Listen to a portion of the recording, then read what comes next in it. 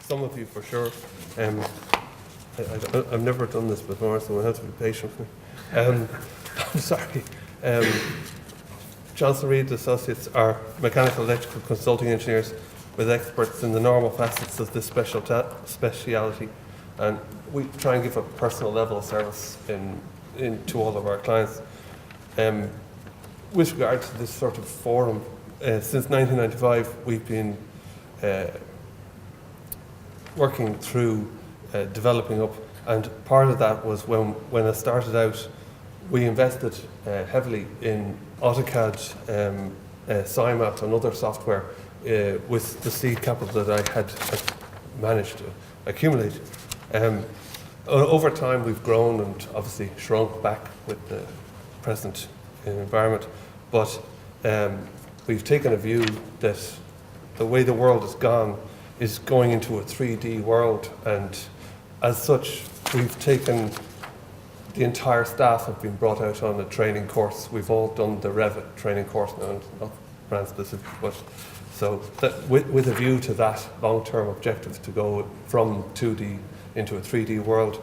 I was asked by Paul to do work on the CITA project, and so from the beginning of that, which is about 8 weeks ago, we've attended the course in Revit. We've done some work on EcoSim.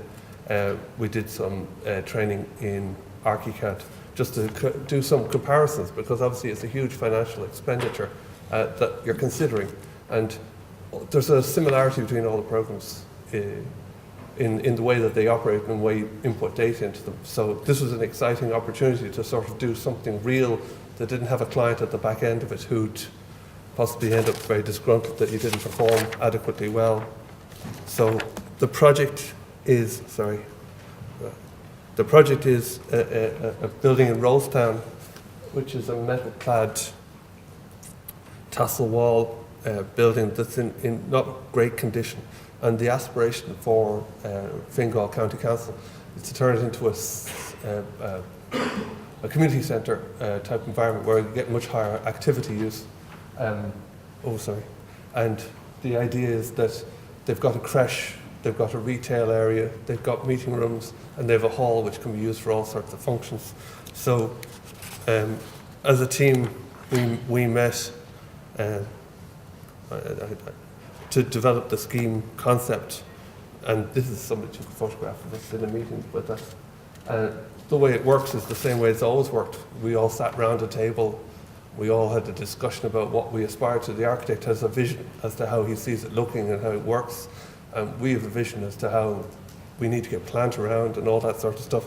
So the model being in 3D, we were doing this based on the architect's drawing that you've all seen previously.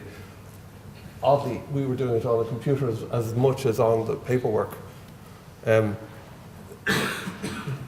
The lads, just to show, and we're talking about the consistency of materials between the virtual world that we're working in and the real world, and it's just a sort of play, but this is the visualization of the real space compared with the model held up on an iPad, just to have a look at how it all works together. The space is divided into 4 general areas, which is the retail, the offices, meeting rooms, general purpose area, and as I said at the beginning, the creche. Obviously, people want to reduce energy costs, and we're looking at how you can, without demolishing the entire building, which would be maybe possibly better. Simpler from an engineering perspective. But I moved on. So what we've done is, although this is only one slide, we go around each of the elements and assess what's the possible U value that you could achieve and the impact of improving the air tightness and sealing around elements of the building, and making sure that we don't have build-up of condensation. And the same thing as the environments that everybody does. We do heat analysis and cooling loads and stuff like that. So we were going to come up with a different concept on how to deal with the hall in terms of ventilating and treating it. but because it's a lightweight structure and there's not much opportunity for really low energy solutions, and there's not a passive solution that lends itself to this structure, we actually decided to reuse the original floor ducts and put some a packaged unit at ground floor level for maintenance purposes. So instead of stuff being inaccessible and up out of the way, we've tried at all times to either put it at ground level, or Bernard, the architect, made a plant space in a hidden area at the back of the roof. There were areas where the meeting rooms, which have the possibility of going from 1 or 2 people up to 30 or 40 people, did have to have some active coolness, so we put in some fan coil units in areas where the possibility was that it would fluctuate quite differently from one day to the other. This is all on Revit, on the computer. They're screenshots. This is the creche, and what we did with the creche was we treated it as a completely independent unit, so it can be metered separately. And in fact, the idea was we put a small heat pump in to underfloor heating, so that you don't have any high surface temperatures for the children. And then we have heat recovery ventilation, just to make sure that the place is ventilated without necessarily having to open all the windows. Because obviously with children around, you can't be having windows opening and shutting. There's controlling that's a bit more important. It's called a retail unit, which is in the front. As you come through the entrance on the left-hand side, there will be this sort of friendly environment where they're going to keep chairs, serve coffee. And so we did some lighting simulations to see how it would look and try and get a sense of brightness through the place.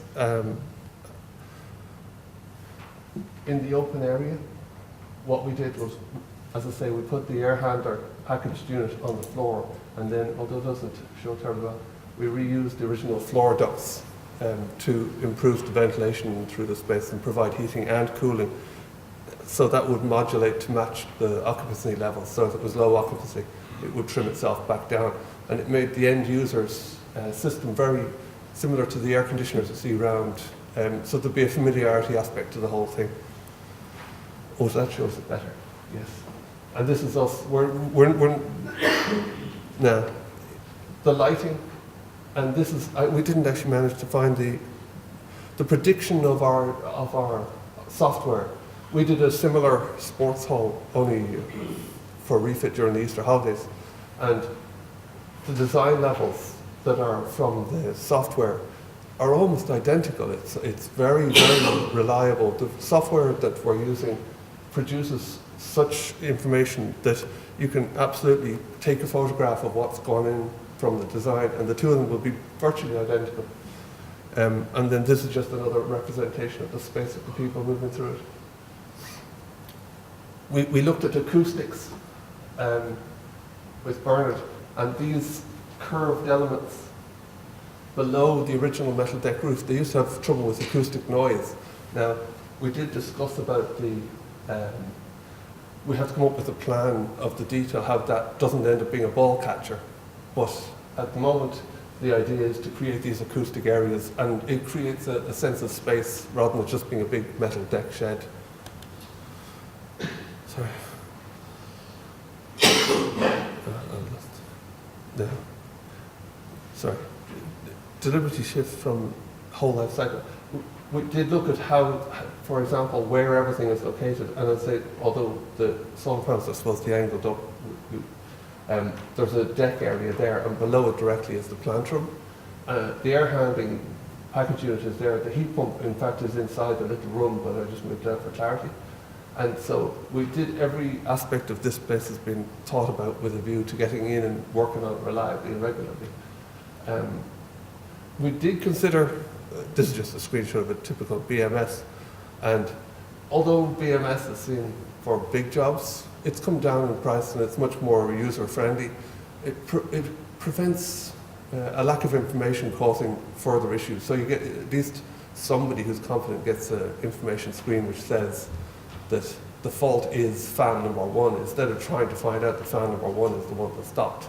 And in terms of running costs, it allows you to control the running cost turns off, turns on, optimizes. So although it's a small community building, we'd probably put in a small base model, BMS, with a web access and an SMS alert for somebody or a couple of people. Sorry. I think we looked at, the architect uses ArchiCAD 16, and at the beginning of the process, we all agreed that we'd use IFC as the format, which is a format for exporting data between software that almost everything can get in. Now, there was a couple of issues which we'll get to that in a second. And what happens is the image that you've seen at the beginning looks perfect, transposes into Tekla BIM site, and delivery looks perfect. And then we get on to, it won't go into HEVA-Comp. HEVA-Comp wants the GBXML, as you know, and IFC does go into Revit.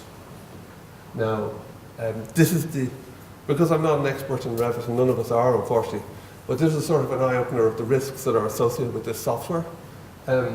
This wall is the source of, a sort of symptomatic of this one here.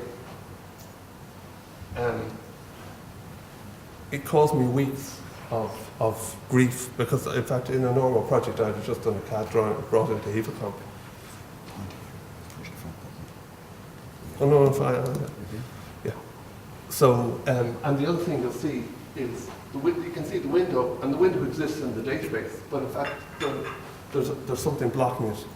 Now, I spent ages trying to figure this out, and eventually I went down to the trainers in Paradigm, and he explained to me that when you look at this wall in terms of information, it's 3 walls, and on top of it is a tiny little sliver of a cavity which doesn't show. I mean, it's useless in the sense that the information that you're being given on the screen is very poor at reinforcing what the issues are. So the only way you can find the thing that's, the wall when the roof was cut off should have popped up like this one, the vertical one. So the wall should have popped up to meet the next level, and it didn't. And the only way to find it is to go into 3D and move your mouse ever so slowly over the surface, and eventually you can sort of find it. Delete it, and the wall pops up. So this is only symptomatic, because in fact it took me weeks to get the model in. Now, of course, that's a lot to do with the fact that I'm not an expert, and I don't pretend. But what's interesting about Revit, in retrospect after my experience, is that there's a lot of these errors, which are instances of things not cutting anything. And this reference A2550 is actually turns out to be a wall reference in the architect's model. And eventually what we did was we sat with the 2 softwares beside each other to compare the errors that we were getting to the model, so we could try and tease out. And over time, in fact, what we did, we got this to the point where instead of having 1,000 errors when it came in, that it only had 200 or 300 errors and arrived in, reasonable, robustly. It was never quite perfect. It never came in perfectly, but it came in quite well. The next one is Revit refused to have anything to do with the ISD file in the beginning. I mean, it just wouldn't even take it in. And so, as I said, we were trying 3 softwares at the same time. And this is Bentley EcoSim, because I have Bentley HEVA-Comp and I've got licensing, so it was only a matter. And it's quite similar. But this is what it saw of Bernard's model, with the same issue, the same little tiny errors. And these are the screens and the doors, which is all it is. GBXML export. Now, and the odd part is that the problem that started at the beginning was the same problem that proceeded through, in a way, I'd restart, because the fault, and this is part of what I thought I'd learned and shared with you all, was that you're better off actually just start and get the model perfect. There mustn't be an error on the drawing or the model of any kind, because there's the tiniest error. It's cumulative, it keeps traveling along. And so we have this model here. Now, one of these is the model And you can see this random building that's arrived on the right-hand side. One of them is modeled using spaces, and one of them is modeled using materials. And so there's two versions you can export from Revit. And the materials one came out far, far better and arrived. Now this is what the building looks like in Hevacomp, and Hevacomp just wouldn't have anything to do with it. So, as I say, this is spaces. Sorry, this is materials, and this is spaces. And obviously, we've tidied that up over time, and actually, we now have a proper model that looks very similar in context to the ArchiCAD drawing.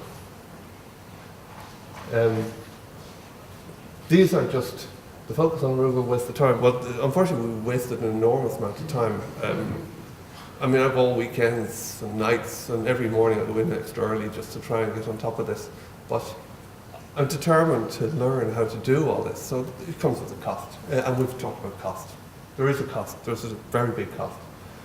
And that's fine. So there's been presentations to client. And the thing, I know it sounds really, the thing that sold me on this, first of all, is it's definitely the way it's formed. A lot of the jobs we're getting in are 3D. The architects are going to need 3D model. But the ability to show people in real time, you said about that, yes, exporting Excel files and spending hours turning it into something readable is horrible. And you can do little fly-throughs. Like, even on my phone, you can do sections and views and bring somebody up and turn stuff on, turn stuff off. It has to be the way forward. If you can show somebody what they're going to get. Now, oh yes, online discussions. We've had online discussions, which are actually really, obviously disconcerting, like this is too. But this is, somebody took a photograph while all of us were online, but I was able to turn on my computer and show them really what I was doing. Instead of having a piece of paper and say to them, it looks like this 1 minute, it looks like that the other one. This process was reversible and repeatable, so the fault was consistent. But by being able to go, this is how it starts, that's what I do, that's what I do, that's what I do, all of the people who were there helping me were able to give me some input, which would never have happened, except we would have all driven whatever number of hours together and spent hours sitting around the table. It was that's very, very effective. And equally, that could have been the client, because this whole thing of turning on and off walls and being able to make them see-through, you could have a very reactive way of somebody saying, gosh, I didn't know that was going to be there, sort of, that moment before it gets built, which is a huge cost saving. So apparently this is, I can't speak Japanese, but it says vision without action is a danger. And I appreciate your patience. Thank you.